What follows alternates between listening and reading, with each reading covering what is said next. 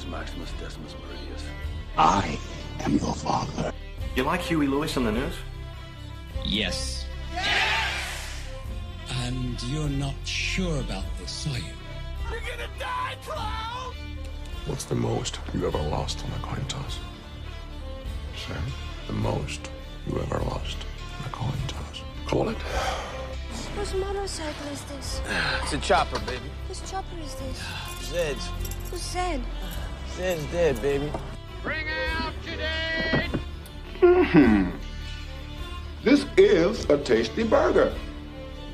Yippee-ki-yay, motherfucker. Louis, I think this is the beginning of a beautiful friendship. Wait a minute. You ain't heard nothing yet. Welcome to the fucking show. Hello, welcome back to See What Sticks, a podcast about everything and nothing. I'm Russell, and my voice just cracked. And I'm Ben, and my voice sounds normal. Yeah, Ben's an actual adult. He's not a child like I am. Sorry if it's really echoey where I am right now. I am recording in a different location. So, it won't be the crispy smoothness of the podcast studio in my house. I'm just somewhere else. So, we're going to do that. Ben, how's your week been starting school? It's been good. Getting into the groove of things.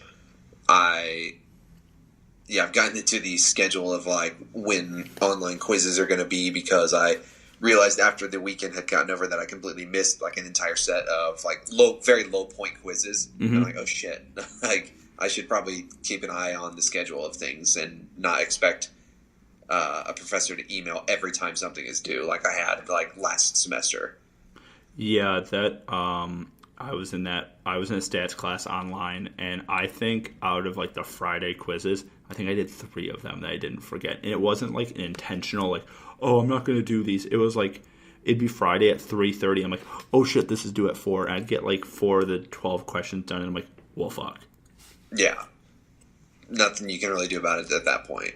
Yeah. And I burned the shit out of my hand. I was just going to say, I saw a little spot on your hand. It looked like ringworm, but no. No, it's not ringworm. It is a burn. I was cooking like 2 or 3 nights ago, and I don't even know what happened. And I put my hand down on the range, on like the metal things that surround the burners, just for half a second. And I got this gnarly ass dark burn that's definitely going to turn into a scar.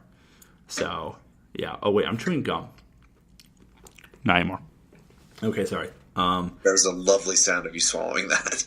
I'm not editing any of that out.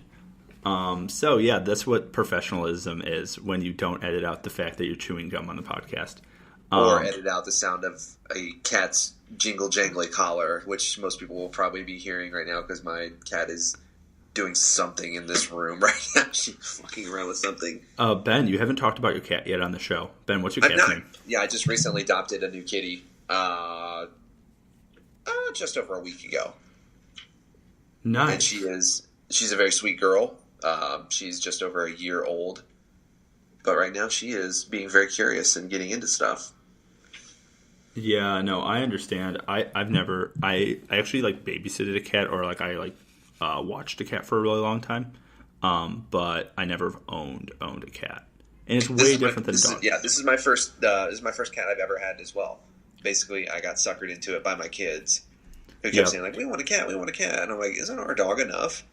But I'm glad I got her. Like I said, she's a sweetheart. She's a very friendly and playful cat.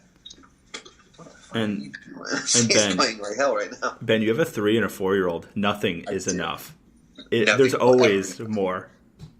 Yeah, my son just the other day, he's like, I want like 3 dogs and 4 cats. I'm like, the fuck you do? Yeah, it's like, rethink that. If you want to walk all of them and take all that time, yeah, then you can have 3 dogs and 4 cats. Yeah, and when we don't have when I'm not renting a house, and when we own our own place that has enough room for all of them to exercise and for us to be responsible pet owners, yeah, even then, like, that's a lot. I'm good with 1 of each. Yeah, I have 2 dogs, and I love my dogs, like I really do, but it is a complete nightmare a lot of the time.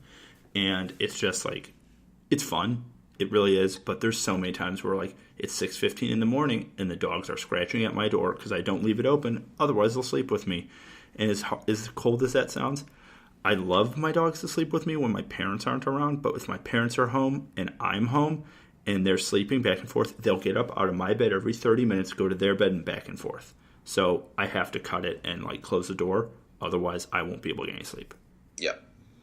And it's another level of responsibility too, because like if you're used to just going out every weekend, like if you're young, like mid-20s or something like that, or early 20s, going out doing your thing, having fun with everybody, like you really have to change your lifestyle to take care of your pets. Like you just can't go somewhere and leave them. Yeah. I mean, cats are a little bit different. They're a little bit more self-sufficient, but you still, like, even like if you would plan on going away for a weekend, like you have to take the right measures to make sure that that thing is going to be alive when you get back. Yeah. Otherwise, that's a crime.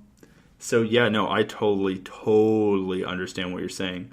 But that's good news. I'm glad to hear that's all going that way. I committed to a grad school, guys. I'm going to grad school now. So, yeah, I'm going to DePaul. So now you can all stalk me and try to murder me. Good thing you guys don't know my last name. But yeah. Excellent school to Thank choose you. by. Right? Yeah, Masters of Science in Cinematography. So, primo. And I start in like June or something. So, you guys who listen frequently will be kept up to date on my inevitable stress attacks on the podcast and my existential crises. We're going to hear a whole different tone of voice, just like completely worn out. Oh, yeah. It's the normal upbeat Russell that you hear on the show is going to be gone. But yeah, so that's news and stuff. But Ben, let's talk about the first thing we're talking about before the main topic, which is going to be a mountain to climb on this episode. Yes, especially for someone like me who's like brand spanking new to this Matterhorn of pop culture. Yeah, it's all good. We'll get through this. Yeah. So I think the big piece of news that we'll just talk about this week before we get into it, just to kind of warm up, to get our muscles loose, is the Spider-Man trailer. And there's another Captain Marvel trailer. It was kind of the same. There's a third Captain Marvel trailer and the first Spider-Man Far From Home trailer. Yes, Marvel is prepping for this summer's big slate. Yeah, they had released, what was it, about a month or two ago. They did Avengers, the Endgame, and then Captain Marvel, and now they've got Spider-Man. I would say that's their slate for the summer, isn't it? There's nothing plus all the other Disney stuff that's owned by them, which is like Aladdin, Lion King, Dumbo, and then they just bought 20th Century Fox. So every single movie coming out is just going into Disney's pocket in some capacity. Okay, but that's the no. I know what you're talking Marvel's, about. So Marvel this year, it's Spider-Man, Captain Marvel, and Infinity War, and then I think next year, 2020, they're doing Black Widow. I think Black Panther 2, and one other. So there's like 3 next year as well. Okay. Oh, and then the other big movie that no one's heard anything from, there's no title for yet or anything, is Star Wars. That's true. I would anticipate a trailer dropping for that probably April. I was thinking there's going to be a teaser at the Super Bowl. Ooh, that's a good point. I don't know. Or Infinity War will do something at the Super Bowl. One of the two will do a Super Bowl spot. Yeah, the past couple, last year I was only able to watch like the fourth quarter of the Super Bowl, so I missed pretty much any sort of major new trailer that was reserved specifically for the Super Bowl. And then the year prior to that, I can't really recall any kind of major. It feels like the Super Bowl is not as big on like major movie announcements as it used to be. Yeah, I think because of YouTube, it has definitely lessened the cultural punch of the Super Bowl. Yeah, the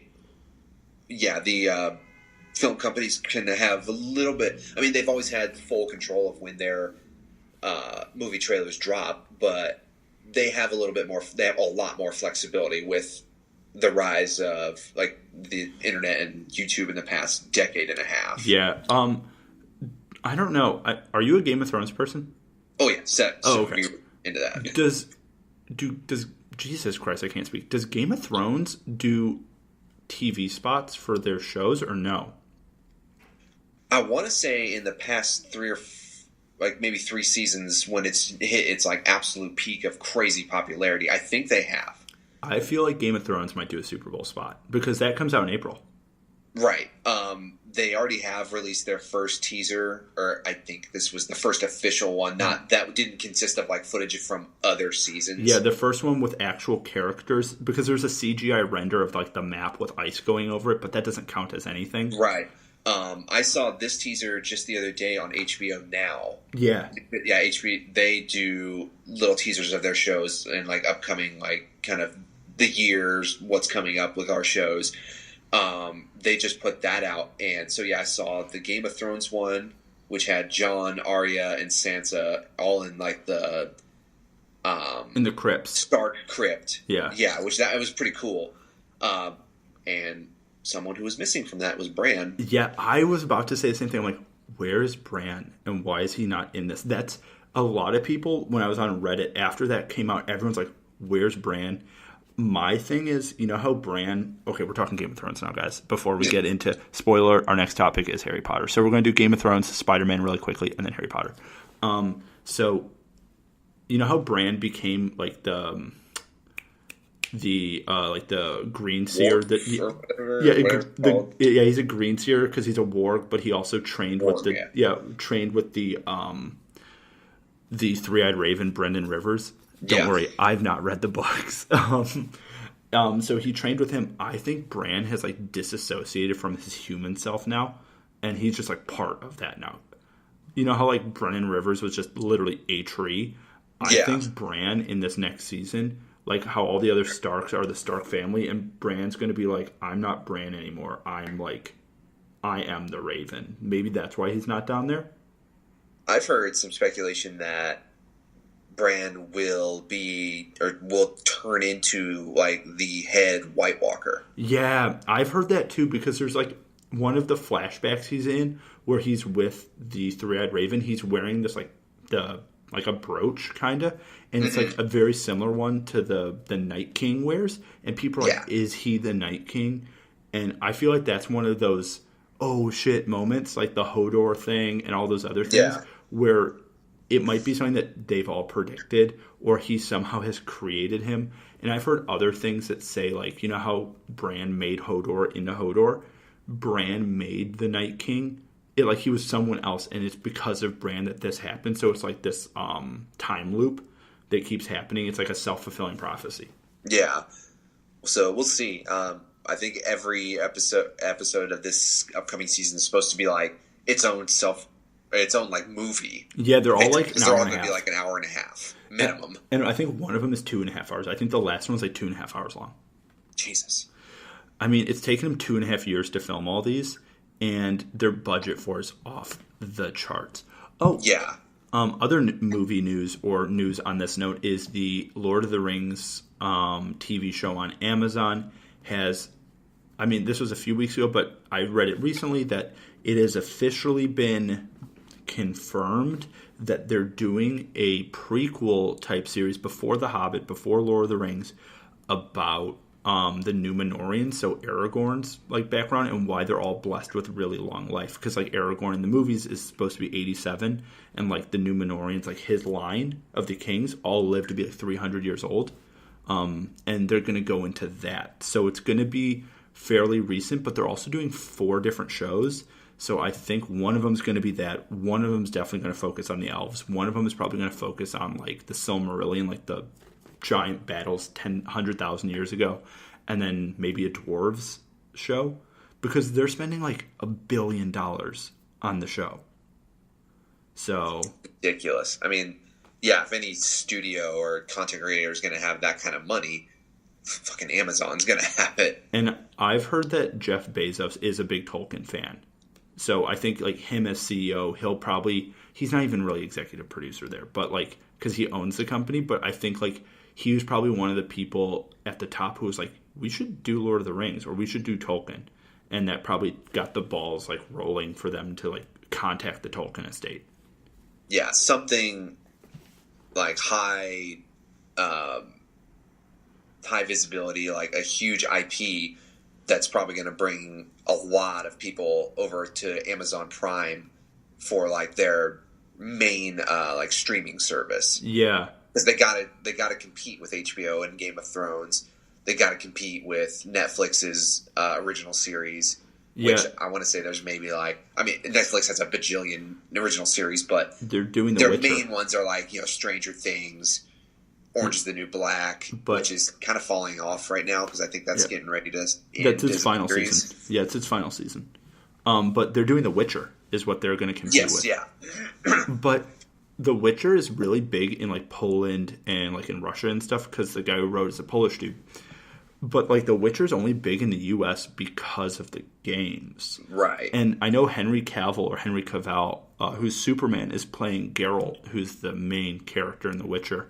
But I mean, it'll probably be incredibly well done. But I don't know how it's going to be received by American audiences who've never played the games or heard of it. They're going to think it's an original thing. I think that's the thing. People are going to think it's like, oh my god, Amazon came up with the original thing. It's like, no. This is a pretty big IP, just not in the United States. Right, and it's a very niche group of people that with name recognition in the U.S. Yeah, and I mean, I think high fantasy, like how superheroes and comic book movies are the thing right now. I think high fantasy is going to be the thing that takes over. Which high fantasy, for those of you who don't know, is what Lord of the Rings is categorized as, or like Game of Thrones is called high fantasy. So fantasy and high fantasy are different. High fantasy is like when things are perpetually medieval, but there's like orcs and trolls and goblins and magic and like White Walkers and like hobbits and stuff. That is what high fantasy is. Right. Yeah.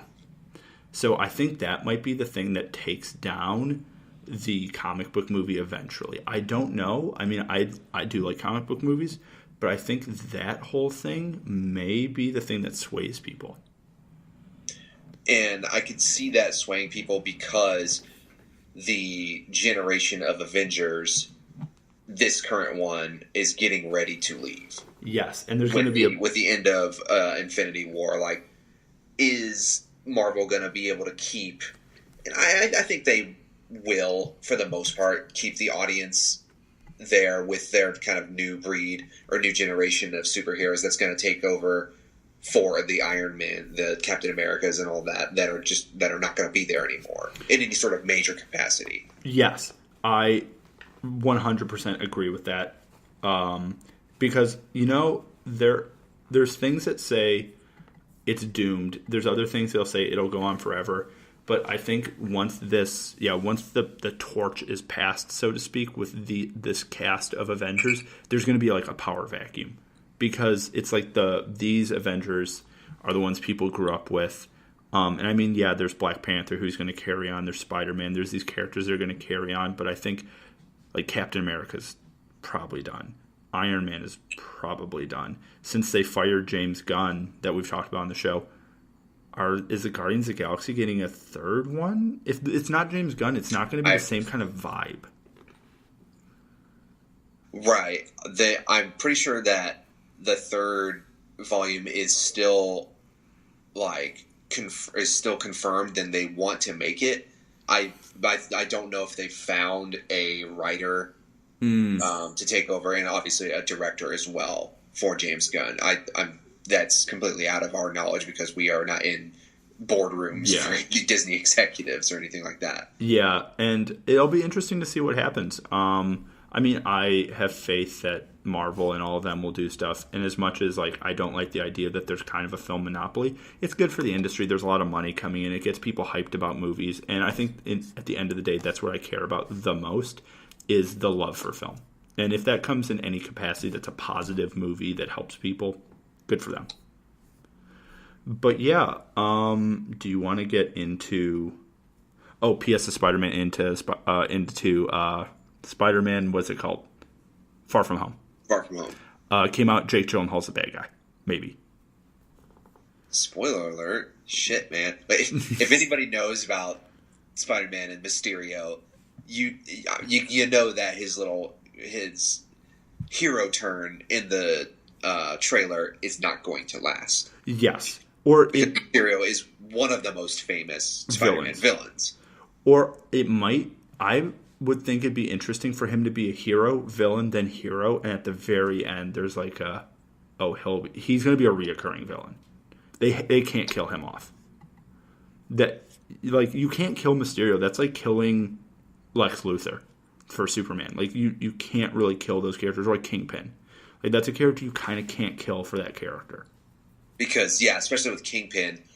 Kingpin was such an integral part of a lot of the other big villains, like, lives.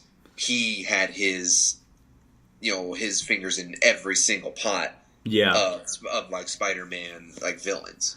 I think the Vincent D'Onofrio Kingpin from the Daredevil show, which has been canceled, it's the best iteration I've seen. Michael Clark Duncan, who played him for the Ben Affleck movies, was good.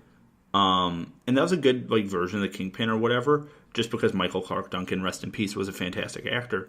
But the Vincent D'Onofrio Kingpin is so chilling and so, like, believable as what that is. He brings a level of intensity and, like, amazing acting ability to that is just like, I would not care if they did several episodes of just Kingpin, which they did do, like, one. I think it was the first season where it was basically going over his whole ordeal and backstory. But fuck, he is such a good actor, and he does that role so well. I think that was the last episode of season 1, because it's like the look at the wall until you become a man. And that's how the episode ends, where it's like, look at the wall until you become a man, or the man you want to be. And, like, where you learn his, like, intentions, and he's like, Vanessa, the whole time. And it makes that character almost likable. Oh, yeah. You understand his motivations and how he became the Kingpin, basically. And there's a sense of empathy with his character, and I think that's one of the most important things you could possibly do as far as writing a villain. And I think that's something that Marvel Cinematic Universe has suffered a lot from. I don't think there's been a good handful of good villains for those movies. I think one of the better ones was the Black Panther villain, Killmonger by Michael B. Jordan. Yeah. That was probably... That villain's better than Thanos. Michael B. Jordan's Killmonger is a lot better than Thanos, as motivationally speaking. Right.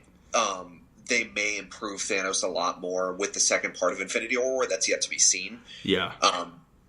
I think they were onto something with Thanos, though. Yes.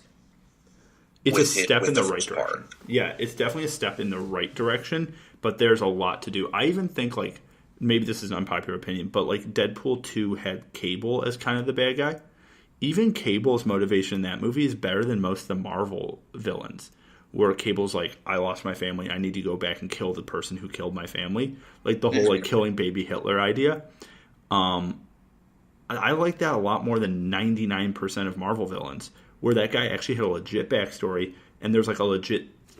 That character was, like, a legitimately fully realized person instead of just a mustache-twirling villain.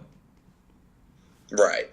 And so I'm hoping that with Spider-Man Far From Home, I hope they do something. I hope they don't waste Jake Gyllenhaal's talents as Mysterio. I hope they don't. I really, really hope they don't. Because Jake Gyllenhaal is such a committed actor to the things he does, and I feel like he wouldn't sign on to a script that isn't really good.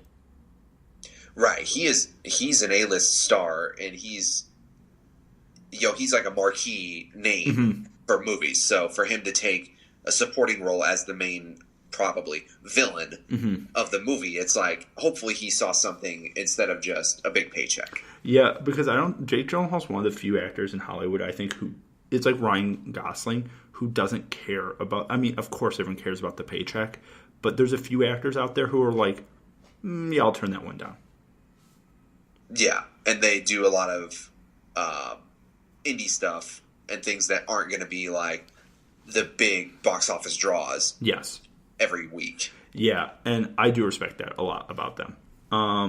But yeah, speaking of big box office draws, Ben, what's our topic for this week? The Boy Who Lived. It is Harry Potter. We are doing a Harry Potter Specifically episode. the film series, though I'm sure we will touch a lot on the books as well. Yes. Let me preface this by saying I have read all the books multiple times. My parents read me the books as a kid. I've audiobooked all of them, and I have gone to the premiere of every single Harry Potter movie. I can fully say I'm a bigger Tolkien fan than I am a Harry Potter fan, but in my fandoms, Harry Potter is definitely second, above Star Wars, above everything else. So it's Lord of the Rings, Tolkien, then Harry Potter. Okay, I will counter that by saying I have read one Harry Potter book, like maybe 14, 15 years ago. Mm-hmm. Probably even longer than that. I read Chamber of Secrets simply to get credit for like a reading counts thing. Mm-hmm. I enjoyed the book. I thought it was good, but it was kind of a weird spot for me to hop into because it's the second book in the series. Yeah. So I was a little bit like, who's this? Who's this? What the hell's this motivation? Blah, blah, blah. But I enjoyed it. Overall, the movie series I really did like. Coming in from someone that really was indifferent towards this whole series and the, J.K. Rowling's, billion-dollar franchise. God, I wish I had J.K. Rowling money just from the books alone. Oh, yeah. Not even counting the amount of money she probably made off the movies. Yeah. And, yeah, it's ridiculous. And I think we're going to go through each film in the series and touch on them or talk about them depending on the film. But something I can say from my personal opinion of seeing these movies, and I rewatched all of them this week as well. I actually went online or went on iTunes and bought all of them because there was a sale for all of them for like $50. So I was like, hell yeah, I'm going to buy all these. So I own them all now digitally besides on like Blu-ray. So these movies, I can fully say, only increase in quality and storytelling as you go farther through the films. So the first one, the Sorcerer's Stone or Philosopher's Stone, depending on where you are, is good. And this isn't us going to the films yet, but every film gets better. The acting gets better, the CGI gets better, the storytelling gets better, and the movies find their footing more. And by the last one, you really care. I would agree with that 95%. I think we'll get to it when we get to it. There was one film pretty much smack dab in the middle of the series I really did not enjoy that much until probably the very end. Okay, I think I know which one you're talking about. Okay. We'll talk about it. So let's get into the Harry Potter episode of See What Sticks. So, Ben, let's start off where we should probably start off, which is Harry Potter and the Sorcerer's Stone. Yes, or Philosopher's Stone if you're... Non-American. Yeah, if you know what a philosopher is. Yeah. So, Ben, do you want to go back and forth and rattle off the plot in like a sentence or two for each one? Yeah. Basically, this is where it all starts. Harry is living with his aunt and uncle, correct? Yeah. Yeah, his aunt and uncle, who are basically a bunch of his aunt, uncle, and cousin, Dudley, who are just complete buffoons. Mm-hmm. And he gets Harry receives an invitation in the mail. Yeah, when you're 11 years old, and you are of wizarding blood, so being a wizard in this universe is it's kind of hard. In the books, they go into it more. It's a bit of a genetic thing because there's people like Hermione, who we'll get into if you don't know who this is. Oh, also for people who don't know what this is, we're going to try to be as inclusive as possible and get you into the series.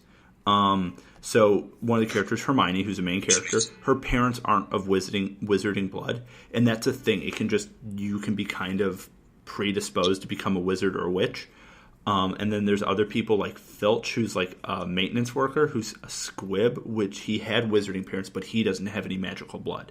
So there's like reverse versions where you don't inherit it. So Harry's real parents, we'll get into why they're not in the picture, were wizards, and the other people in Harry's family were not. So the the Dursleys, it's Harry's mom's in-laws. And they are not wizarding blood, but they know some of what happened to Harry's parents, but they're abusive and they're assholes. And Harry lives under the stairs, and when he's 11, he gets a letter in the mail or from an owl saying that you need to come to this place called Hogwarts.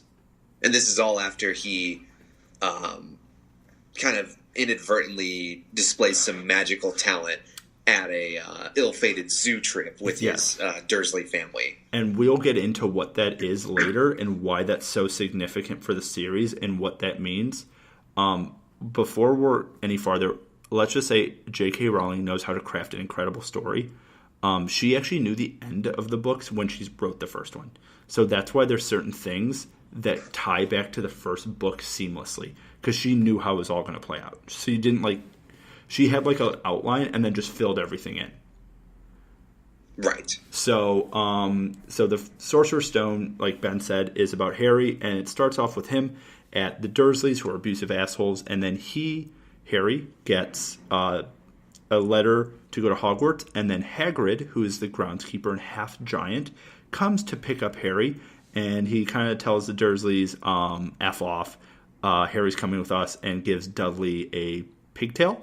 And it's just like, dude, get out of here. And kind of performs magic outside of Hogwarts, which, as we will learn later, is a big no-no. Big no-no. And so they go to King's Cross Station and go to platform 9 3/4, which is the magical platform to get to Hogwarts.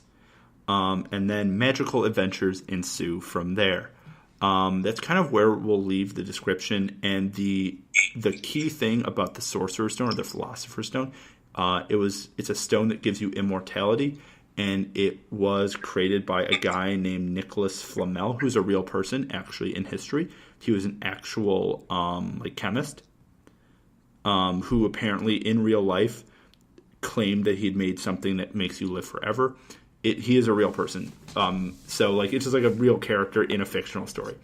And there's a professor named Quirrell, who is a defense against the dark arts teacher, who has been host to a parasite that we will learn more about later throughout the story.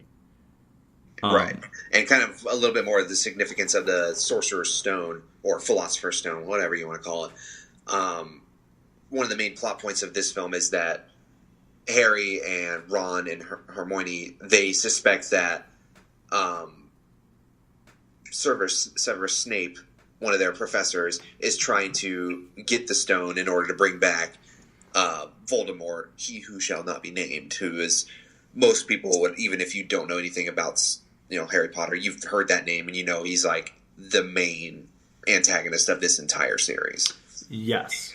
And I guess we'll get into that. Voldemort is a really bad dark wizard, and he is the one who killed Harry's parents. Harry has a lightning bolt-shaped scar on his forehead. It's because Voldemort used a killing curse on Harry, but his mom stepped in the way, and Harry's the only person ever to survive that curse. Hence the name, The Boy Who Lived. Yes, and we will get into why that's so significant and what that meant, that Harry was able to live through that curse. And the moment that Harry survived the being hit with the killing curse as a baby, killed Voldemort, or his physical form. Right. So, The Sorcerer's Stone is the first movie. It basically is an introduction to all the characters. Sir Richard Harris, I think he is a Sir. Richard Harris plays Albus Dumbledore in this film. And Richard Harris, I think, is incredible for this role. Dumbledore in this role is very mentorly, very fatherly. And we'll get into they recast Richard Harris as Dumbledore because he passes away. Right. In real life. Richard Harris died of lymphoma. He was also mad old. So, yeah, he looked pretty old in this in the first one. Yeah, but it's an incredible portrayal of that character. And so the film basically is about it. Each one is kind of a mystery. It's a little bit of an adventure and a mystery, and they take place during a school year. And the movie ends with Harry confronting Professor Quirrell, who wears a turban throughout the film. And Voldemort has parasitically hooked himself to Quirrell on the back of his head and is trying to get the Sorcerer's Stone to come back to life. that's his like first plot, to physically regain a human form, to be able to like become like the most powerful dark wizard that's ever lived. So that's how this film like pans out, and then Harry defeats Quirrell, and Voldemort kind of poofs away. He's like, oh, well, I need to find a new host. And that's kind of the last we see of physical Voldemort until the fourth film. Right. He makes his kind of grand reappearance in the fourth one. So, the Harry Potter and the Sorcerer's Stone. I know these are really quick descriptions of each film because these are fantastic movies. We'd be spending 3 hours on this podcast if we really tried to go in depth with each one of these. Yes. Ben, what did you think of the Sorcerer's Stone? I thought the Sorcerer's Stone, it was a good film, especially in the timeline of like the characters' lives. It was directed by Chris Columbus, who did Home Alone. He's done a lot of other like very family-friendly films, and I thought he was a very good choice to direct this one and Chamber of Secrets, which still find all of your main characters and actors at a young age. So yes. They are very family-friendly films. Not that the others aren't, but there is as the characters and the actors get older throughout the series, you do see a sort of a turn or a pivot to a more kind of like serious material and darker kind of material. Yes, very much so. Yeah, for it still being like a very whimsical, like childlike atmosphere, I thought this did it very well. I really do agree. This film is a good starting point, and if you have never seen these, they do get dark. They get very dark and they get very sad. Because for me, this film came out when I was 6. And I grew up watching these movies. So these movies came out for me at a time where they were perfect for me, because I grew up as the characters were growing up. And I know I'm a little younger than they're supposed to be in the films. But it was one of those things I was connected to, because one of these films came out almost every year or every like few years. So it was a big thing for me. Same as like Lord of the Rings. They came out in a time for me where it's like that magic is still there. And that's why I'm so connected to those films, those books, and that kind of lore. And then next we're going to get to Harry Potter and the Chamber of Secrets, which I think in many ways is the first real film in the series. And I say that because there's a diary in this, like a magical haunted diary, and a character named Tom Riddle. And we learn about Harry's... He's a little bit important. Yeah, he's a little important. We'll get to why he's important. And we learn about Tom Riddle, and we learn about something called Parseltongue in this, which is one of the most important things about Harry and Voldemort that connects them.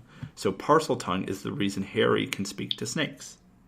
It's a very rare ability, and it's almost unheard of that people can do it.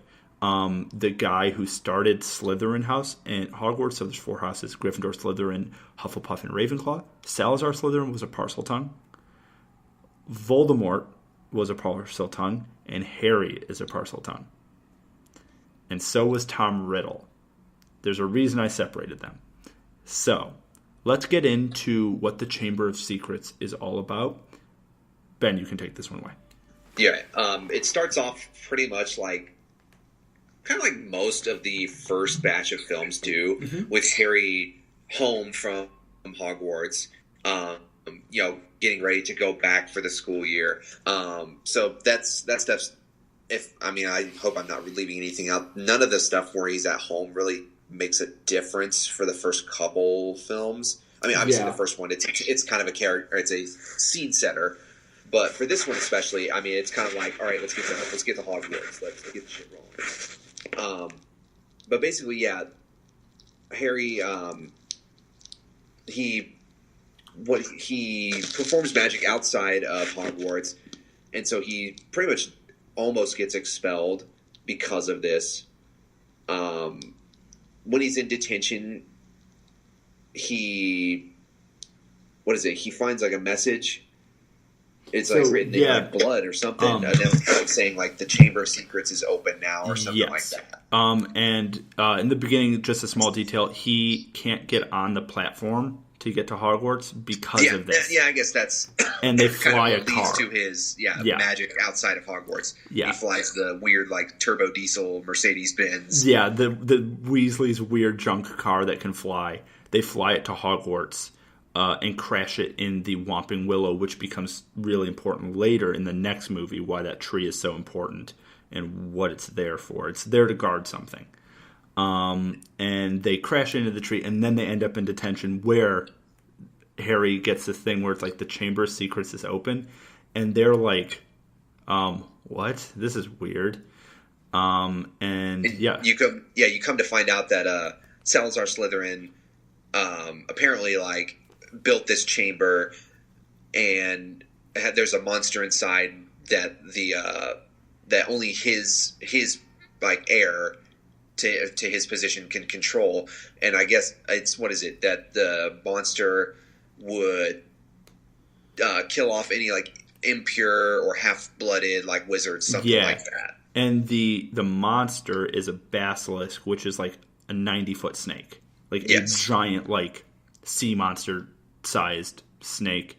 And the thing with it that it'll kill you is if you look at it. So a lot of people in the film get petrified. So they don't see it directly. They look at it through a reflection or through a mirror. And if you look at it in the eyes, it'll kill you. Right. And they establish that more in the books than they do in the films. It's a way bigger thing, and they explain why none of the characters have been killed but petrified. So like looking at through a camera lens or looking at through something, which is a much bigger detail in the books, but yes.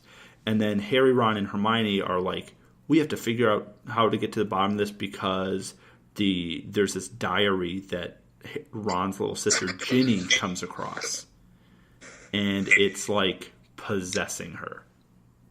Right. And their initial thought was that Draco Malfoy was the heir to Slytherin because he's like a wretched little shit. Yes.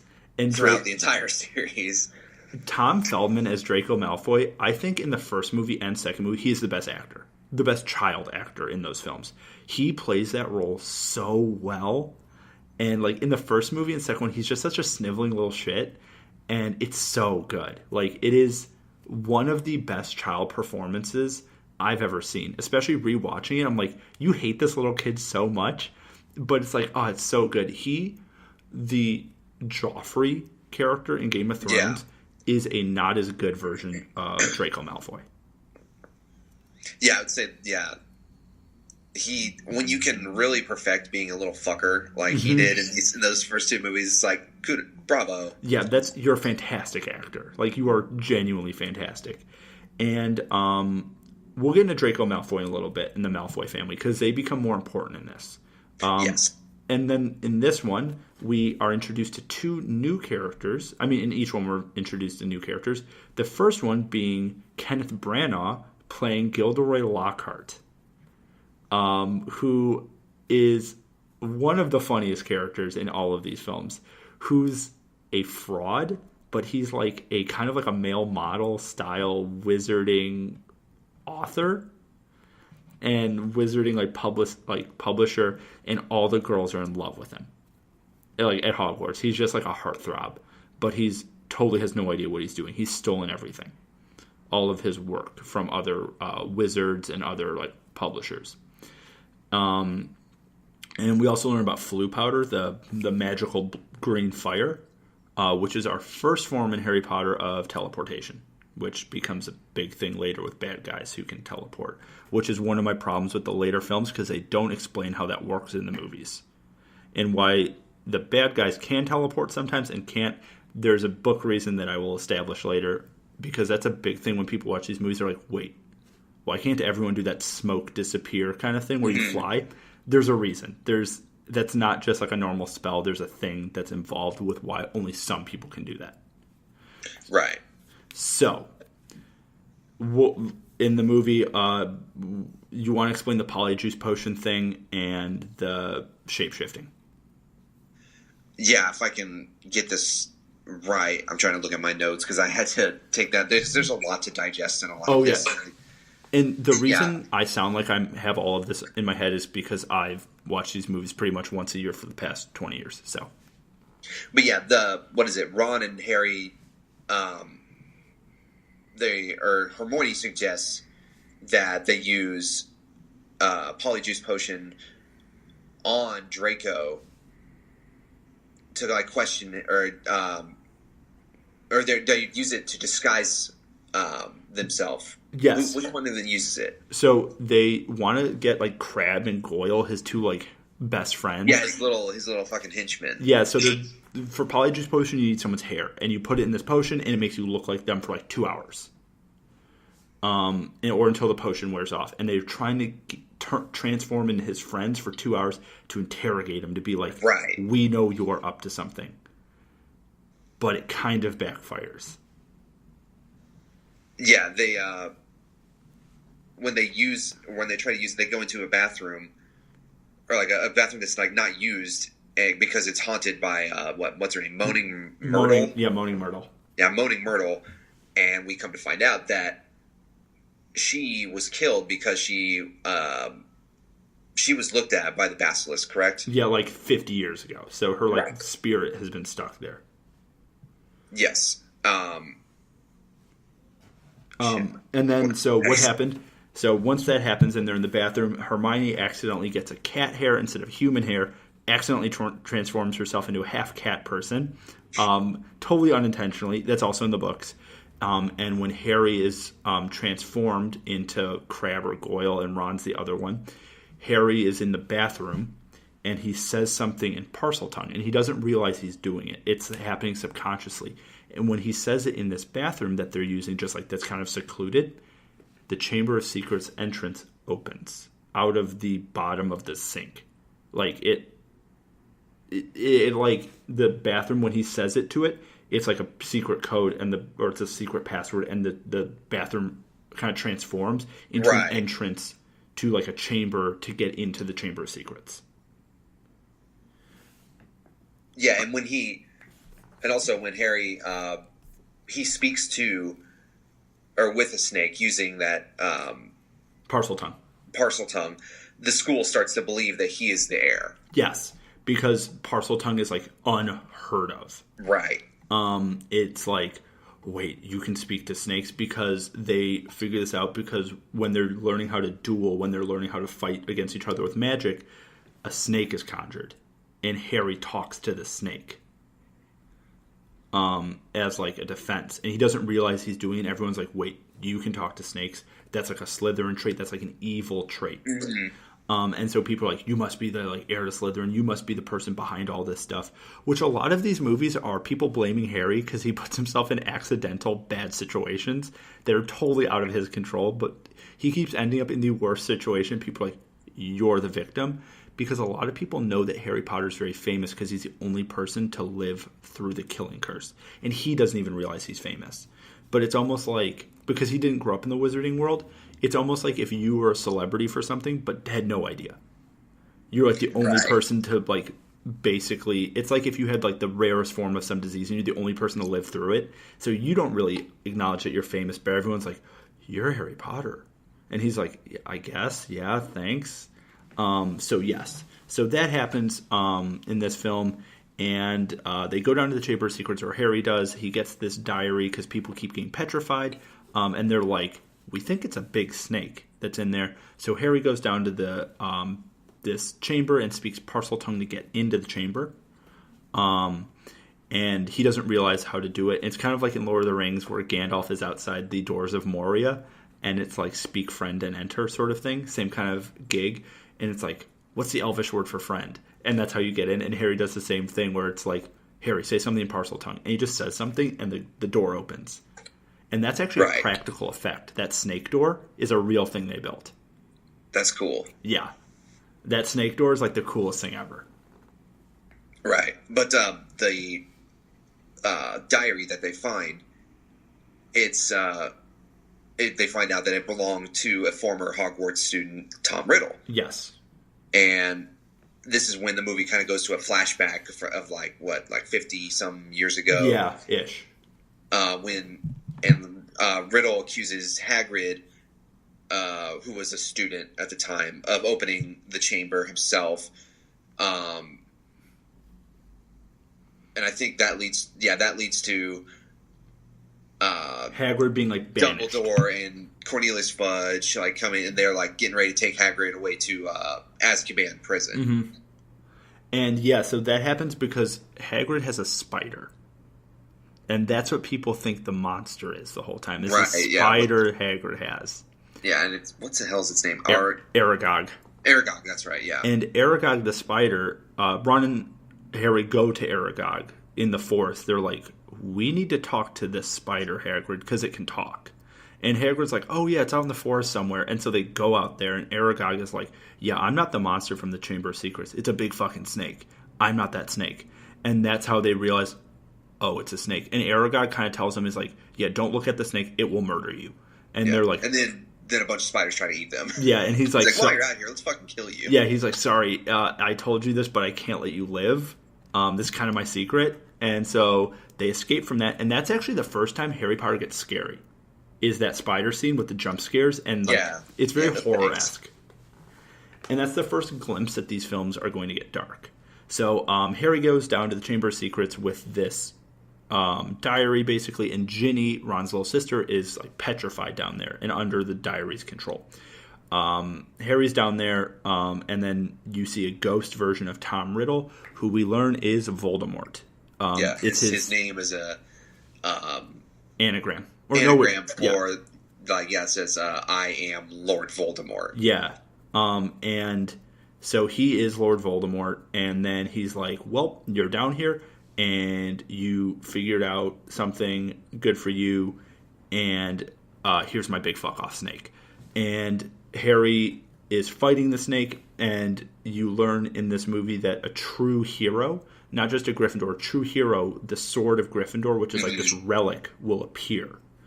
And it does. And then there's a phoenix that comes in, gouges out the eyes, which is Dumbledore's phoenix. Dumbledore is like a pet phoenix. It's just a bird, and it comes to kind of save the day and like help distract the snake. Harry takes the sword, kills the snake, and uses one of the fangs of the snake, which to stab the diary, which brings back, or which revives Ginny. It revives everybody because that curse is broken. But we learned that diary, we don't learn in this movie yet, we actually learned in the last movie that diary is something called a Horcrux, which is a piece of Voldemort's soul. Yeah. And that's why it was possessing people, because it's like the Ring in Lord of the Rings. There's evil. It has its like a mind of its own because it's part of a greater evil, and it like manipulates people. So, and that's kind of how the Horcruxes, they become pretty fucking important. Yeah, they become like the main thing of the films. And we'll get to the mystery Horcrux because there's 7 of them. And they don't explain this in the movies, but 7 is a very magical number. 7 is like the most powerful magical number. It's like in math, you know how 3 is a really important number because it's like very structurally sound when you have a 3-sided thing. In Harry Potter, 7 is a very important magical number. And there's 7 Horcruxes that Voldemort has created, and he has pieces of his soul in there. So if someone physically kills Voldemort, like cuts his head off, he's still alive. He still has his pieces of his soul, and that's how he's able to come back all the time, is because he's like 9 lives like a cat. He's essentially given himself 7 retries, 7 comebacks to come back to life, and you have to destroy all these to finally kill Voldemort or anyone who makes a Horcrux. And you put your soul into an item. So that's kind of like the thing. And so we get to the third movie, which is my favorite movie in the series. Agreed. I thought this was the best one. And it is not just because, the book is also incredible for number 3. 3 is where they go from kids' movies to adult movies. And for 3, I can explain this one because this one is where they really start deviating from the books in big ways. Oh, does it really? Okay. Yes. Or I'll explain pieces of it because there's pieces they don't really explain in this. There's like big things they don't explain, or big things they like leave out that kind of become little plot holes later in the movies. Okay. So we forgot to mention Harry does have an invisibility cloak, which is very important later. Oh yeah, that's right. That's kind of a big deal. Yeah. Harry gets an invisibility cloak in the mail, and we don't know where it's from. But it's from Sirius Black, who we learn about in this. So Sirius Black is... Wait, is it not from Sirius? I think it is from Sirius, yes. So Yeah. Sirius Black is the prisoner of Azkaban, which is what the movie is named after. And we think Sirius Black is this murderer who killed Harry's parents, even though we know Harry's parents were killed by Voldemort. We think Sirius Black is a bad guy. It's not. It's Harry's godfather and Harry's dad's best friend as a kid who escaped Azkaban to kind of come and help Harry. And Sirius Black is something called an animagus. An animagus is a person who can voluntarily turn themselves into an animal. Some people are naturally animagus or animagi. I think it's an animagus is. But if you do it like how Harry's dad did it, Harry's dad was an animagus, and there's a few other people that were. It's illegal to become an animagus. They don't go into this in the movies, but if you get caught doing the magic to turn yourself into an animagus, or you've done that procedure to yourself, you will go to Azkaban forever. It is a big deal to become an animagus. And then we meet Professor Lupin, who is also a werewolf, who is one of Harry's dad's best friends. And they create something called the Marauder's Map, which is this magical device that essentially shows you where anyone is in Hogwarts through magic. And in the books, they explain how they made it and why it's so important. In the movies, they don't really touch on it very much, but it does become important in the last film. But this movie is probably where the movies become more serious, and the plot of the movie we're not going to focus on as much, as well as certain events. So in this one, time travel becomes a really important factor in the end of the film. So do you want to help dissect how time travel is important, Ben? I was trying to go through my notes. I did not put, excuse me, the time, excuse me, damn. Does it deviate much from the book? So no, the time travel part. No, the time turner, which is a thing that Dumbledore gives Hermione to take extra classes, is important. But they don't explain it in the movie. If you see yourself through time, if both versions of you, the past version and the future version, see each other, you go insane basically because you can't wrap your head around it. Okay, that's important. That's why they can't run into each other, and that's a factor in the movie that comes up. So there's a time turner. Yeah. I'm thinking of a different film where the time turner, where Hermione uses the time turner. I think I'm thinking of a different one. What are you thinking of? I think I'm thinking of the Goblet of Fire. No, it's this movie. Is this one where she uses it? Yeah, at the end. A bunch. Okay. Fuck, there's so many of these movies. No, they get confusing, especially like 4, 5, and 6 get confusing. Okay. So the time turner is a thing that Hermione uses. There's a hippogriff, which is like a bird, eagle thing, horse, that is being sentenced to death. It's innocent. Draco Malfoy kind of attacked it and attacked him back. Buckbeak? Yeah, Buckbeak. And the whole film is kind of about that and Harry kind of hiding from this prisoner of Azkaban who is his godfather, who he doesn't realize. And people are like, this guy's evil. He's not. So the film kind of just stuff happens. It's sort of unimportant, like the school stuff in this film. And then near the end of the film, Sirius Black appears. And he's like, I didn't kill your parents, or I'm not the one who sold your parents out. Is this guy named Peter Pettigrew. Peter Pettigrew is Ron's rat. Peter Pettigrew... He portrays a rat very well. Or a ratty person. Oh my god, that actor is brilliant in this. That actor, I don't know how they found that dude. Good job finding that man. The one thing, I have a question about Peter Pettigrew. So that was Ron's family rat for the last 12 years. That rat watched them change. He did all this weird stuff. That's creepy. If you really think about it. That's like having your dog and you realize that your dog or your cat is a human that is just transformed into an animal. Oh god, what have I done in front of you? Yeah, and that's Peter Pettigrew. He's he's kind of like, he used to be Harry's dad's friend but sold him out to Lord Voldemort. And that's kind of how the film ends. And they realize that, or the powers that be realize that Sirius Black is at Hogwarts, so they send these things called Dementors to come to get him. And Dementors are these ghostly type creatures that suck your soul out. And they're assigned to protect Hogwarts while Sirius Black is like at large or whatever. Yeah, they're designed to be like guardians to not get messed with, but they kind of have a mind of their own, and they kind of run loose. And there's this spell called a Patronus, which sort of holds them back. But a really strong wizard can create a Patronus, which is essentially like a force field that takes the shape of an animal. They don't really explain that in the movies very well. But your Patronus turns into an animal, and it's kind of like something that means a lot to you. Like it's like it turns into your favorite animal. Right. Harry's dad was an animagus that could turn into a deer. He turned into like a stag. And Harry's animagus is also a stag because it's in him. It's like in his DNA. So Harry thinks that he sees his dad when he sees an animagus of a deer that's his from the past. And that's kind of how this film ends. And he saves Sirius Black. And Sirius is like, hey, when you're like free to come live with me and I can be your family. So this film ends on a really happy note. This is the last film that ends happy. That's true. Yeah. The rest of them are kind of like, not necessarily downers, but it's just like shit keeps getting more and more serious. Yes, pun intended.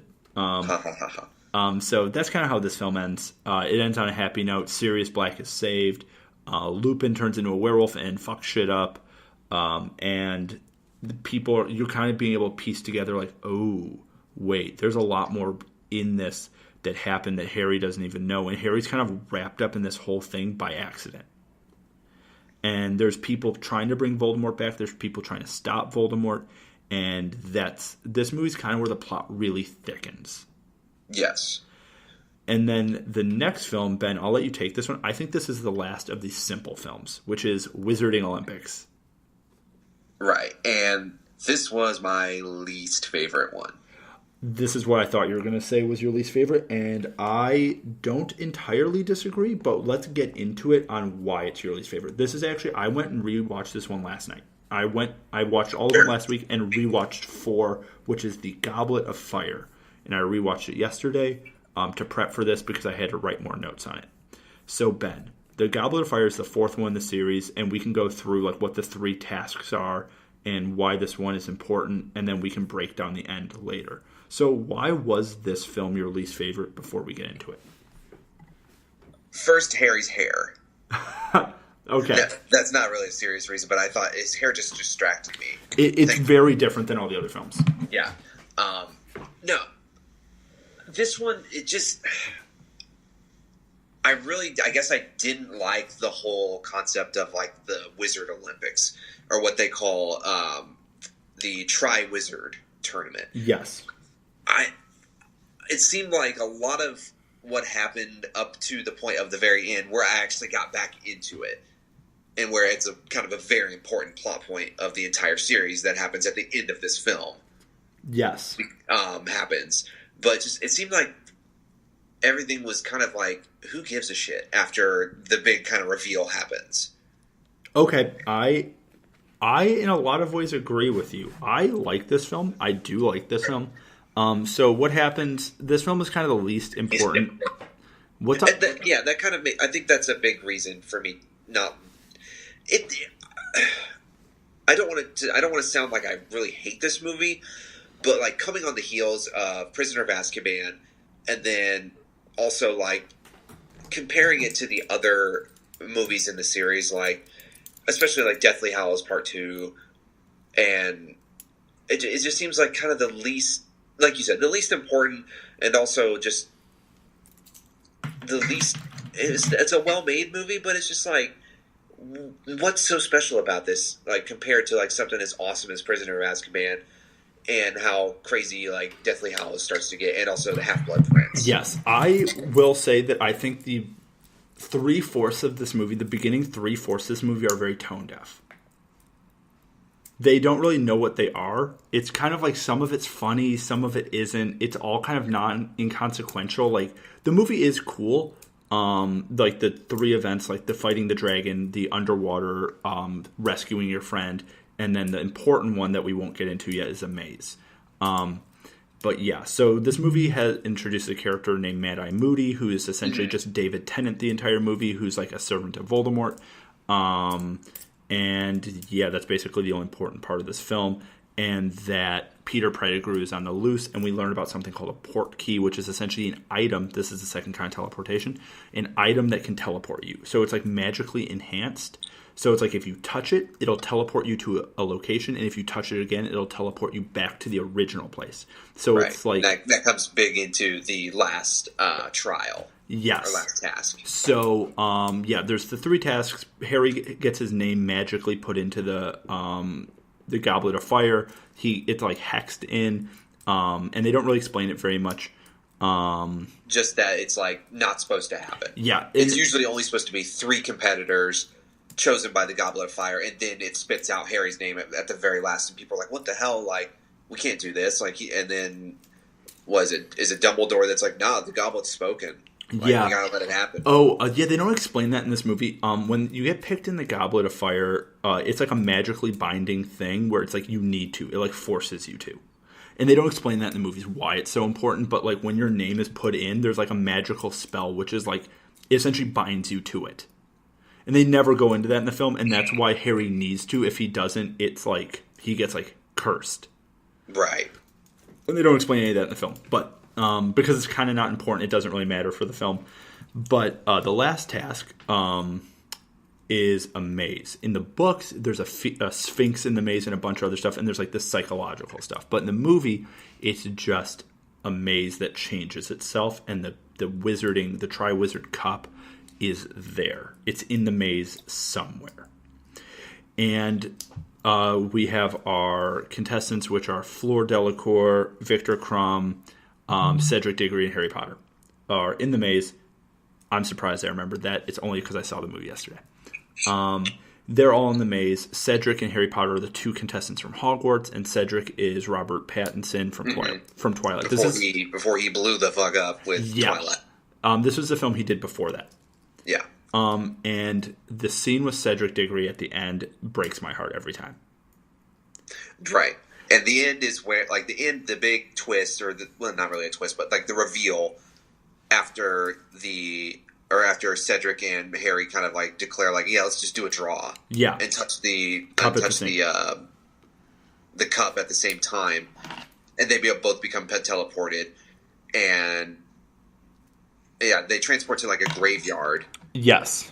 Where Pettigrew and Voldemort are like waiting on them. Yes. So, the cup has been turned into a port key, and we learn it's by David Tennant, who is Barty Crouch Jr., who's being polyjuice potioned into Mad-Eye Moody. So that's why people trust him. And he's the one who's trying to get this to happen to facilitate the reawakening of Voldemort. So yeah, they end up in this graveyard that's like where Tom Riddle's parents are buried. And this graveyard is in like Bulgaria. They don't talk about this in the movies, but it's in like Bulgaria, and it's somewhere like that. It's in Eastern Europe. And weird snake baby Voldemort is there, and he kills Cedric Diggory, and then they like steal some of Harry's blood and a bunch of other stuff, and Ralph Fiennes is Voldemort, and he's very scary. And it is an incredible use of CGI in a minor way to remove someone's nose so that Voldemort actually looks kind of like a big human snake-type creature. And he's in this graveyard. We learn about Death Eaters, which are Voldemort's like disciples, and the Malfoys are Death Eaters. So they're big-time Voldemort guys. Yeah. I was going to make a similarity between Death Eaters and Trump fans, but I'm going to resist the urge. Next. But so they come back, Voldemort's there, and Harry and Voldemort like do a duel sort of thing, and like Voldemort's trying to kill Harry because he wants Harry dead. Little does he know that's a bad idea. He wants to like prove he's the best wizard ever. Yes. Little does Voldemort shit like that. Little does Voldemort know killing Harry is a very bad idea, and we'll learn why later. So we learn about that. Harry gets back to the cup. They duel, and Harry's like comes back to the Triwizarding Tournament with dead Cedric Diggory. And probably the saddest scene so far is Cedric's dad realizing his son is dead. And one of the most heart-wrenching moments in all of these films is where like you just see his dad collapse over the body of his dead son. And then after this, we learn that Mad Eye Moody is actually just David Tennant in disguise, and why Harry's been picked. And Harry's like, yo, Voldemort's back. And this is when the movies really start getting very dark. Right. And then we're going to cover the next two films, 5 and 6, together because they kind of blend together. Yeah, they do. With, like, there is a pretty damn important thing that happens in 6, though. Yes. So, book 5 and 6 are The Order of the Phoenix and The Half-Blood Prince are the name of the two books. These movies are just Harry getting a little older, getting a little wiser. Voldemort's back. They have a battle at the Ministry of Magic where Voldemort's like, yo, I'm back for real. And Harry learns that he's mentally connected to Voldemort. Like, they can see each other's minds. And neither of them know why. Neither of them aware on why they're linked. And this becomes very important. So that's kind of what that movie is. The number 5 is that, and Sirius Black dies. He gets killed at the Ministry of Magic, and that's a big motivating factor for Harry for the next movies. That his only real family member is dead. Yeah. And what the Order of the Phoenix is kind of like reverse Death Eaters. It's like Harry's army and the people that are like on Harry's side to try to kill Voldemort. So it's like a counter team. So I guess yep. There is kind of a big thing in Order of the Phoenix where we find out a big chunk of Snape's kind of history with Harry's family. Yes. You want to go into that? Yeah, just really the basic thing is like Snape was in love with Harry's mom. Yes. And Harry's dad was kind of a dick to him. Yes, Harry's dad was an asshole. Yeah. And that becomes very important. Later.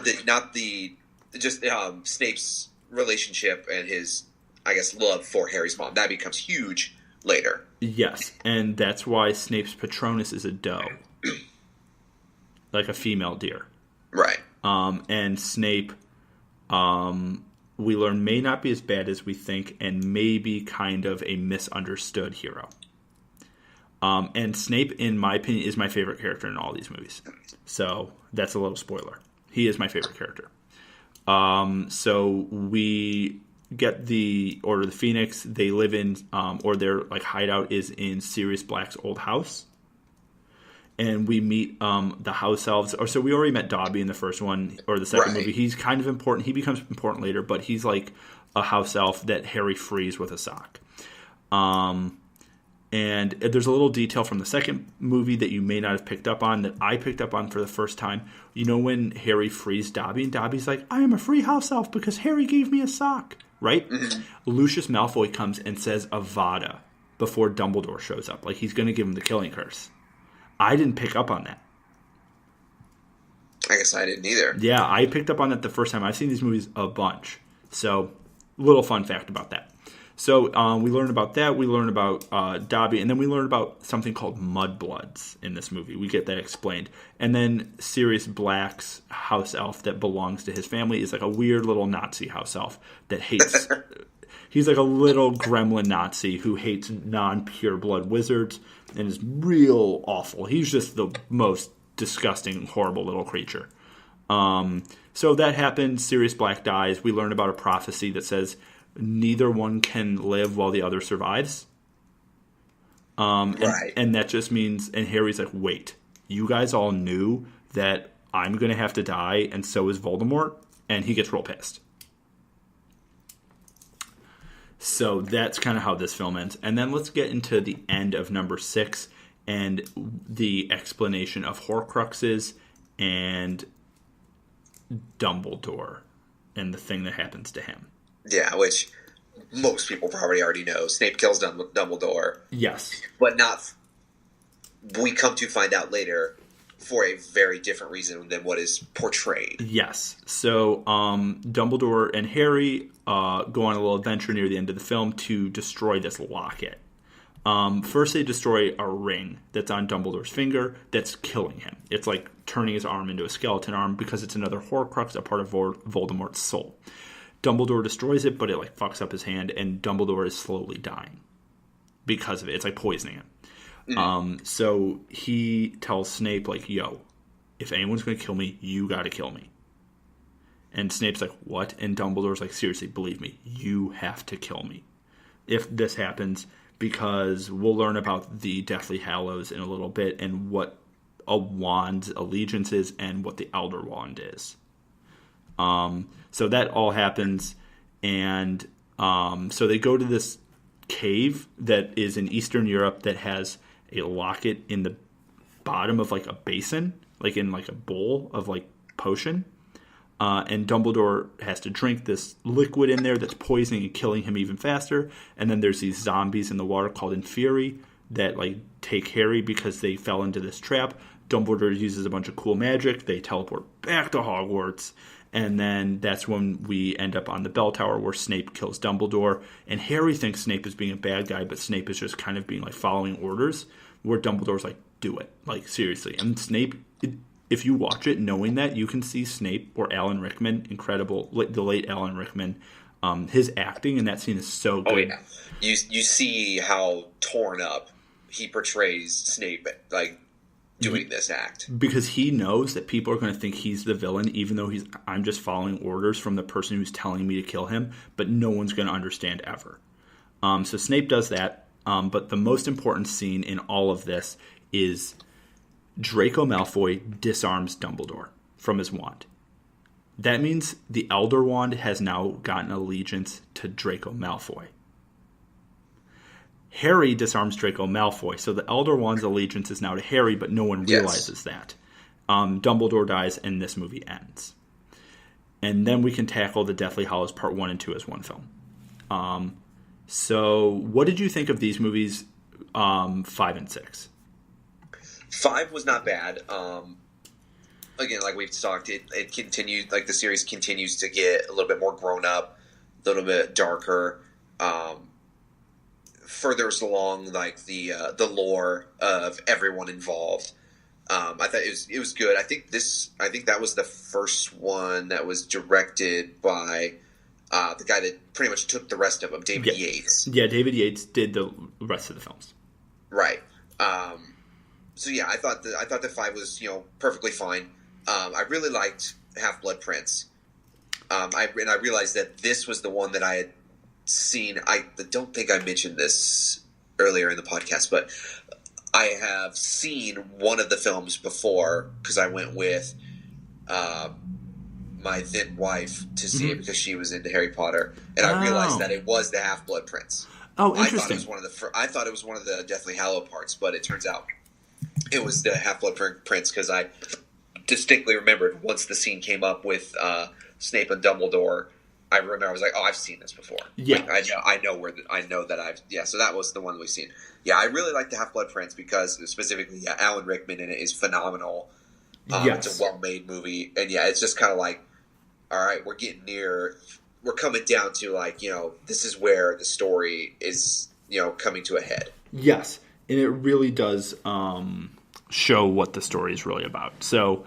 Yeah, I love this movie as well. I really, really, really love 6. And it explains more about Horcruxes.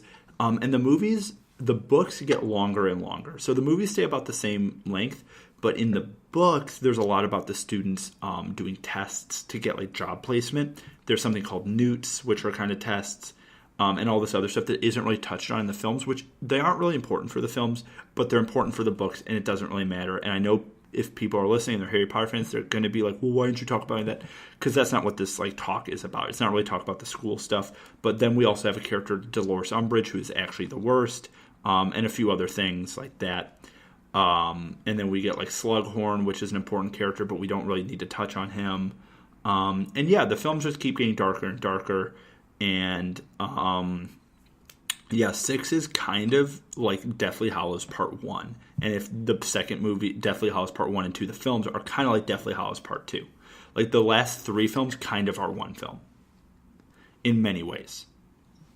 Yeah, and yeah, I guess getting into Part 1 of Deathly Hallows, Part 1 is really just like a major setup for Part 2. Yes.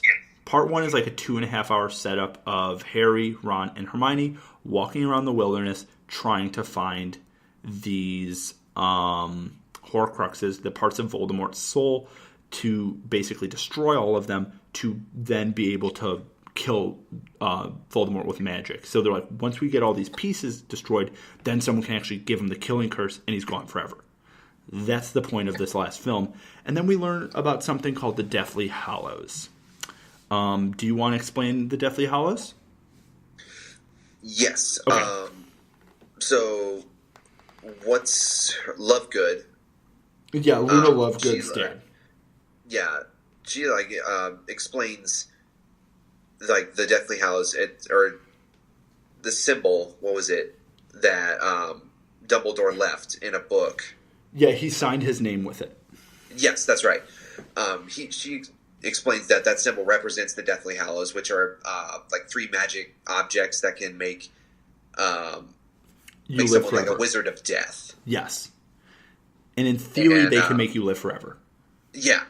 Hermione reads the story of the Hallows, and then they attempt to take off, but are stopped by Lovegood. Because he's for some reason I was thinking Luna Lovegood was the person's hat. Yeah, it's her dad. Right. And yeah, but Luna Lovegood was kidnapped, and then the Death Eaters come around, or Death Eaters are summoned, and basically Harry is they're trying to use Harry as a bargaining chip to exchange for Luna Lovegood, right? Yes, and so her dad isn't a bad guy, but he's kind of stuck in between a rock and a hard place. Right. And when they're reading the story, he kind of summons the Death Eaters secretly. And then when the story's over, they're like, "You summoned them, didn't you?" And he's like, "I'm sorry, I needed to." And they're pissed, but in the book they also get it. They're like, "Oh, we know why." You're doing what you got to do.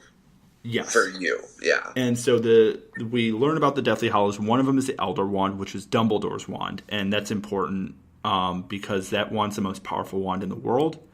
It's the most magically pure wand, so it's if you're dueling with that wand versus another one, it will win. It's just stronger.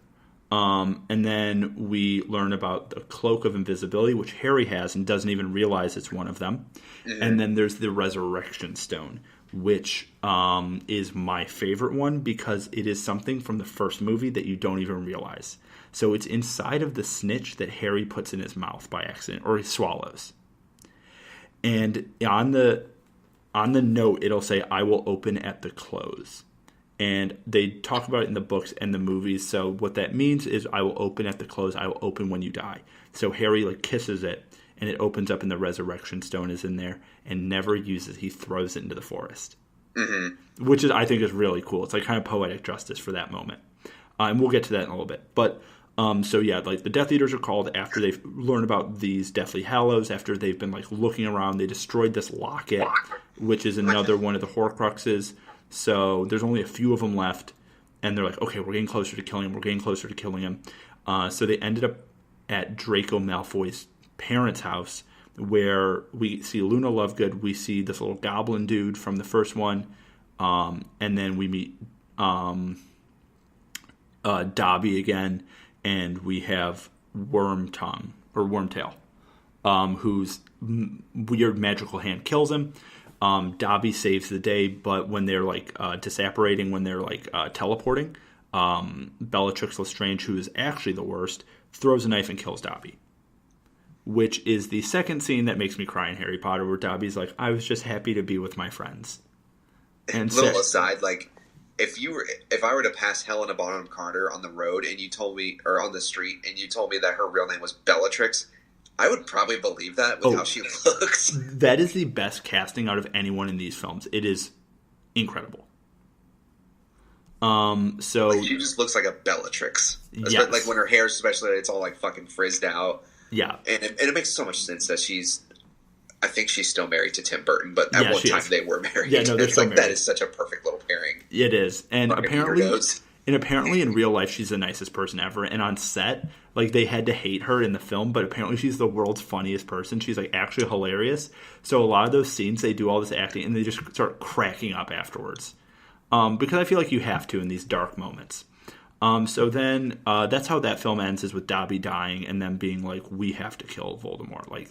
And Voldemort also does get a hold of the Elder Wand, right? Because because it was in Dumbledore's possession the whole time. Yeah, it was in Dumbledore's possession, even though the wand was disarmed and technically has allegiance to Harry. Right. And that's just like a wand thing. They kind of don't explain the movie, but if you disarm someone's wand, it's like magical allegiance goes to you because it's like, oh, you earned me. So Voldemort has this, and he knows what the Elder Wand is. He's like, oh my god, I have the most powerful wand in the world, but Voldemort kind of doesn't realize that allegiance of a wand is a thing. Like, he kind of doesn't really realize that, and he never really does. Which comes back and leads to his death, spoiler alert, is because of wand allegiance. So the second part of the movie is the three, Harry, Ron, and Hermione, go to Gringotts Bank to get one of the Horcruxes, which is like this cup. It's like a chalice. Helga's cup or whatever. Yeah, it's like this chalice, and it's in a vault guarded by a blind dragon. It's a really cool sequence. It's actually the exact same from the book. That is like page for page from the book. So they get this cup, they destroy it. Another Horcrux is gone, and Voldemort's like, oh shit, they know what. Like, he doesn't really realize it until like that moment. He's like, oh shit, they know how to kill me now, because he can like feel it when they get destroyed. And so they get the cup, they're back at Hogwarts, and they realize like Neville, who has gotten very attractive through these movies. Yeah, Neville becomes a fucking piece. Yeah, he does. And there's a whole fan theory that Neville's actually the chosen one because Neville's parents were like killed by Voldemort, or like kind of killed by Voldemort. They don't go into the movies, but Neville's parents were tortured within an inch of their life and have become insane, and they're in the hospital forever in a psych ward. And that's something they skip in the books or in the movies, probably for a good reason, because like when I was reading that in the books, I cried. Like, his parents don't even remember his name, and it's just like this really heart-wrenching part in the books. But that's a whole thing. So then they're back at Hogwarts, and then there's the battle for Hogwarts, where Harry, Ron, and Hermione have to find the last Horcruxes and destroy them so that they can kill Voldemort and kind of hold him off. This movie is awesome. Yeah, this one is like all the building up that part one did. It's just like, all right, here's your reward. Yeah. We're gonna fucking hit you with some cool shit in this one. And a lot of the stuff in this movie is practical effects, and you can tell. I mean, obviously, I guess I'll have to rewatch that because I guess I was so used to a lot of the series stuff being CGI because of the necessity of the fact or of the matter. But I'll have to go back to rewatch that, see how much I can spot that's practical. A lot of it is in miniatures and in practical explosions and stuff like that, and wire work. I was watching it behind the scenes for this week, just to try to like learn about it, and they did a lot of it practical. Of course, all the magic wand explosions are fake, but the blowing up the walls in Hogwarts, blowing everything apart, people running around, that's all actual extras and stuff. And they really wanted to do it practically to sell the fact that people are dying, which is a big thing in this one. A lot of people die in this film. A lot of people die. A lot. A lot of main characters die. And so they get the last Horcruxes. They get the Diadem of Ravenclaw, which is like a tiara, like a crown. They destroy that. And they get like the last two things. And so there's like 2 Horcruxes left. And Harry realizes he is one of the Horcruxes, which is why him and Voldemort are linked, and why he can talk to snakes, because Voldemort inadvertently turned him into one. Yeah, he's like the last one, and the other one is the snake. Is Voldemort's snake? Yeah. Yeah. So Harry's like, oh god, the only way, that's what that prophecy is. The only way for Voldemort to die is for me to die. But since Harry is a Horcrux, when Voldemort kills him with the Killing Curse, actually Harry's able to live through the Killing Curse twice. Because when Voldemort kills him with the Killing Curse, he's actually just killing that part of his soul, so Harry is never dead. That's why he's in that limbo stage with Dumbledore. And Dumbledore kind of is like, yeah, dude, you're not dead. Like, you just got hit with a Killing Curse, and part of Voldemort's soul just left you, but you're not dead, dude. Like, you got another life to go live out there. And Harry's like, really? And Dumbledore's like, yep, so long now. It's like, and he kind of gives Harry some perspective. And yeah, then Harry wakes up at the right time. Neville kills the snake, And yeah, which is like the last Horcrux. And then yeah, let's finish it off, Ben. How do the films end with Harry and Voldemort? They pretty much have their big ass duel. Yeah, like Voldemort, he pretty much like proclaims Harry dies to everyone at Hogwarts, and he's like, "You all need to surrender now because your boy Harry's dead." Neville is, what does he do? He takes like the sword out of the Sorting Hat, right? Yeah, which shows he's a true hero. Yeah. Harry comes back, or he's like, "Yeah, I'm alive, whatever." And then like the Malfoys and all the Death Eaters, they basically like tell Voldemort to fuck off, and they have the duel throughout the castle. Bellatrix is killed in the Great Hall. Yeah, we already said that Neville kills the snake. What is that snake's name? Nagini. Nagini, yeah, he fucking decapitates it, which was badass. Yeah. And that's what makes Voldemort mortal. And then, Voldemort tries to use his own like a killing curse, and it pretty much ricochets off of Harry, and he kills himself. Yeah, because the wand has allegiance to Harry, and like when a wand has allegiance to you, it doesn't want to kill its own owner. It's like forcing you to kill yourself. And so the wand's like, nah, dude, like, I can't do that. And so the wand essentially backfires, kills Voldemort, and Harry at the end snaps the Elder Wand in half. Yeah, because he's like, no one should have this much power. Yeah, which is, I always have thought was interesting, because everyone's like, yo, you have this, like, infinitely powerful wand. And Harry's like, yeah, this is not healthy. Do you see what this does to people? And so, yeah, one of the Deathly Hallows has been forever broken. So that like whole Deathly Hallows thing isn't a factor anymore. And then the films kind of end with this epilogue of them all being older and sending their kids off. It's a really sweet epilogue. It shows Harry, Ginny, Ron, Hermione, and Draco. Yeah, and they're all watching their kids like leave for Hogwarts themselves. And it's a really little ending. Yeah, it's a very rarely good fitting ending for the film, because if it didn't, the books end like that too. That's actually how the books end. But if the film just ended with Harry getting rid of the Elder Wand, it would be unsatisfying. You'd be like, oh. But it's like 20 years later or whatever that's happening. And it's really good. And I know we skipped a lot in this talk about Harry Potter. We had to. We would still be on part 2 right now. But Ben, what do you think in general of these films? I'm glad that I've watched them. Overall, the series was very good.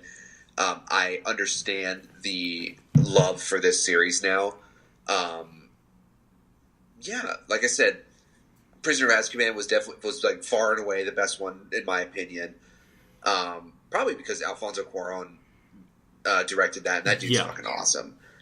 But they were all competently made. Like, I wasn't the biggest fan of Goblet of Fire, but like we said, it came around in the last part where Voldemort pretty much manifests. But overall, I really like the series, and I'm glad I took the plunge, and I'm glad we made our little I watched this, you watched that. Yeah, which is what next week's episode is, which is the surprise, which are the movies Ben had me watch. Which I will say, spoiler alert, I did really like. And it's a genre that I don't probably like. For a much different reason than Harry Potter. There's a different endearing charm to the movies that I had you watch. There really is, and I realized that watching them and then rewatching Harry Potter as well. Like, I understand why people love these series. Like, I mean, I love Harry Potter, but I really understand why people love the movies that Ben sent me, and like why there's such a crazy fan base to it. But yeah, I'm really glad, Ben, that you like these, and I would recommend these movies to pretty much anyone. If you have younger kids, maybe don't show them the movies yet. Maybe wait till they're like 7 or 8 to start showing them the films, because the first 2 are pretty good for kids. I saw the first one at the premiere when I was 7, and I was fine. And then I aged with them. But if you have a kid who's like 10 or 11, yeah, show them these films. Yeah, I would say the biggest, or like kind of maybe the saddest part about these films is like, if you didn't get the opportunity to grow up with these films with with Daniel Radcliffe and all the other actors and actresses as they came into their own as actors and portraying all these characters from this series. Like, I wish a lot more people could have that opportunity. Yeah, I'm very lucky that I was born in a time and found these movies and books when I did. If you're an adult watching them, really do watch them. I know adults love these, kids love these. They're really powerful, and there's a lot of good messages in these films. There really is. They're very, very good, well-made films. And yeah, I really was waiting to talk about these movies for a very long time, and I'm really glad Ben stuck it through and sat through like 14 or 15 hours of Harry Potter. And I think they're films that, Ben, maybe one day you'll show your kids. Oh, I fully plan on showing them this, because certainly they will probably read one or two of the books on their own, just from like word of mouth from other kids and their parents and stuff like that. And you know what? Anything that gets my kids to read a book, I'm all for. Yeah. And if they happen to watch a movie based on a very well written book or series of books and popular books, it's like, you know what, cool. If that's gonna inspire their imagination. Like you said, these are movies with good messages, very powerful message about like friendship and loyalty and all that. Yeah.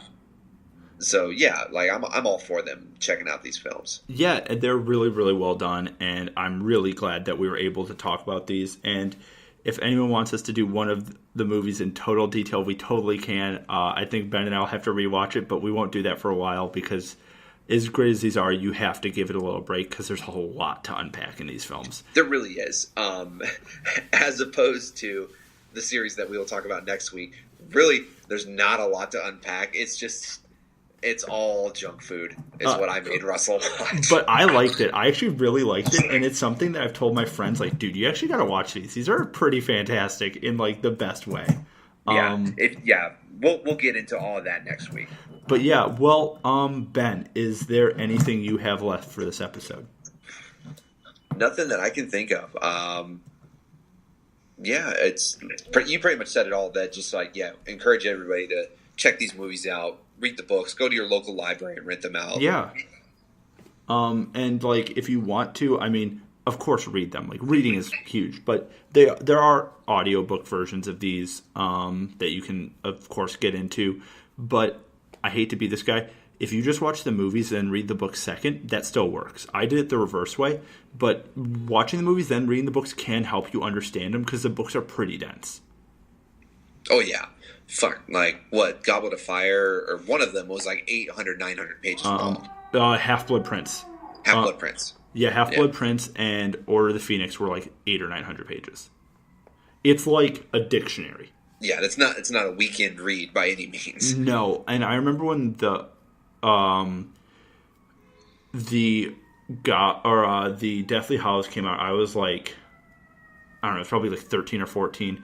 I remember it took me like 2 weeks of like every day after school just reading it and all this stuff and like everything, and then got through it. And I just remember when those came out, that was such a phenomenon when those books came out, and like everyone in my class had got the books or like ordered them or whatever, and it was one of those things like, if you tell me how this ends, I will murder you. I was working at a Walmart when the Deathly Hallows came out, the book. Yeah. And I was a cashier, and like my direct supervisor manager was like, hey, I know it's your day off, like the midnight release, like that this book's supposed to come out, but can you come in and help us out? Like, we need all the cashier help you can get. And I'm like, nope, I'm not fucking dealing with those crowds. Yeah. Like, no thanks. I'm not going to deal with all that shit. It was like, I heard like the week or the day I came back, like they were like, it was fucking insane. Yeah. Like, this thing sold out so quickly. I remember when it came out, Borders was still a thing, and I went to a Borders near my house, and I very vividly remember this because it was probably 11 or 12 years ago when these came out, the book. There was probably 1,000 people there. And I remember my mom and I each got a copy, but she somehow pre-ordered them, so we were guaranteed to get one no matter what. Like, there was one in our name, but there was a line legitimately down the entire block, and people were tailgating for this in costume. And it was a pretty cool moment. I think for the next Game of Thrones books, it'll be like that. And I think it's really cool to see people get so hyped about books.